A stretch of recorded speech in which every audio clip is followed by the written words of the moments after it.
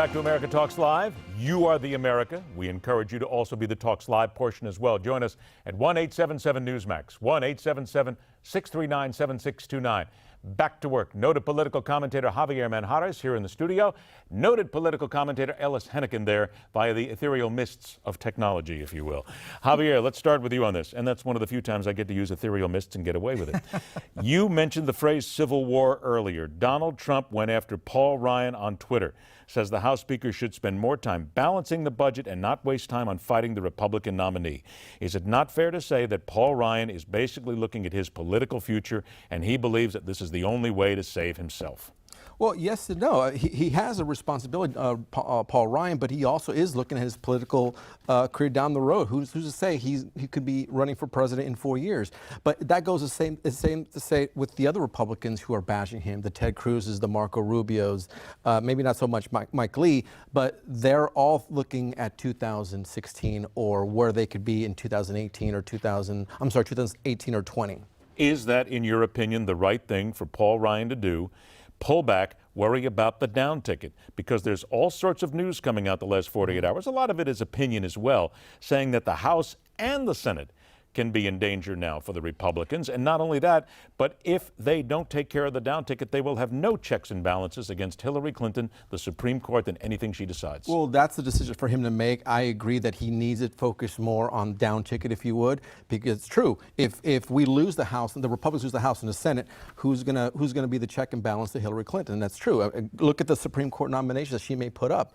Are we going to have a Republican-led Senate that's going to push back against her nominee, or are we going to have a Democrat Senate that's going to, pretty much welcome in the nominee? Let me get to the other side of this. Ellis, let's bring you in on this. I want to show another tweet again here from Donald Trump to start off. This talks about the whole shackles comment that he made. He says, I can now fight for America the way I want to.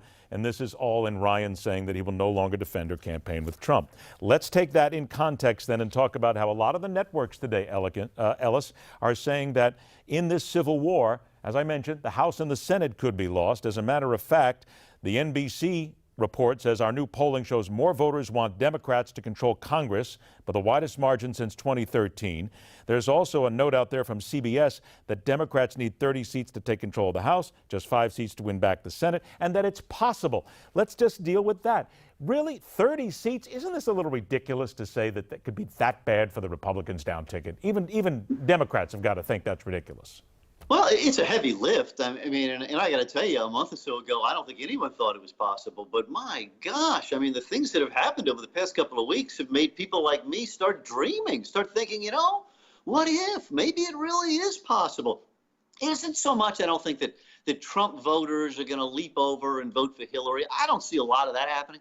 But I certainly see a lot of traditional Republicans who just don't like the guy. And so maybe they don't turn out. Maybe they vote for Gary Johnson. Maybe they split their ticket in some funky way.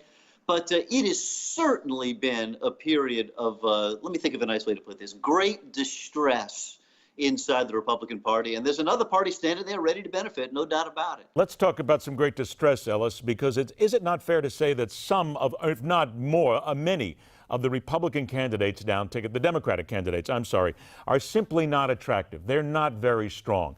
There's a talk about Hillary Clinton will allow them to ride her coattails in here. But wouldn't you, even as a Democrat, agree that some of them, if not a lot of them down ticket, are really not strong enough to beat sitting incumbents? No. Well, really? I mean, there's some who are having a tough time, like Strickland in Ohio has had kind of a tough time, I think. I think the guy's impressive and smart, but he might lose.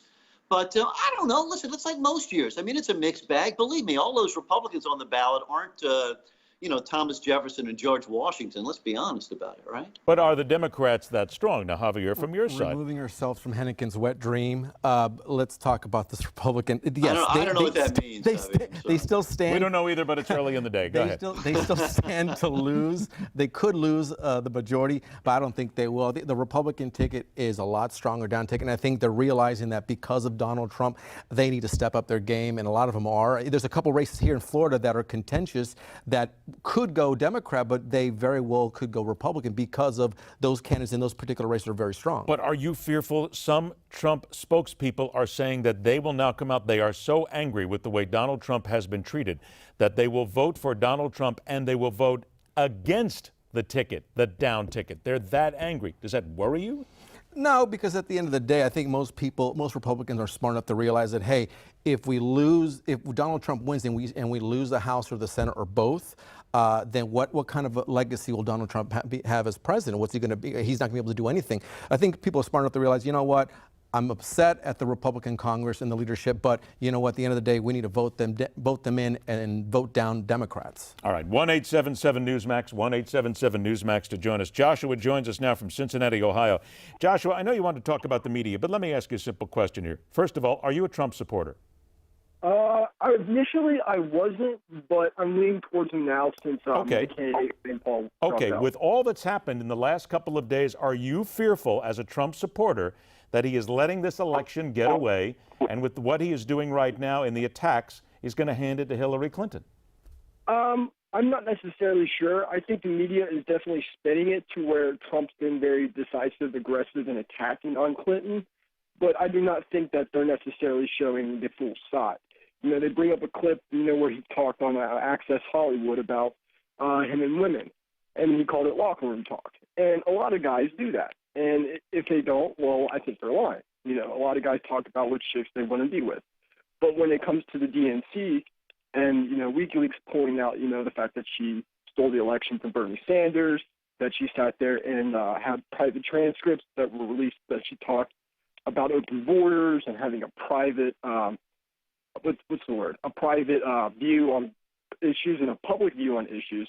It kind of shows some bias. So you're still talking about the bias card, which I understand. I mean, there's a lot of people out there who still play that. Ellis, now let me ask you something. You've been in this business a long time, and you also look at a lot of the different forms of media and what I like to call legitimate press. Because I think there's a big difference, gentlemen, between what is the media and what is also legitimate press. Ellis, would you not agree that, and this comes from a guy who's part of that legitimate press, that there is at times a little bit of a bias that sits in there, or at least it's there that people can recognize it and say, maybe that is. It seems as if that there is that bias, or is it just the fact that Donald Trump constantly gives them so much red meat to chew on they can't avoid it?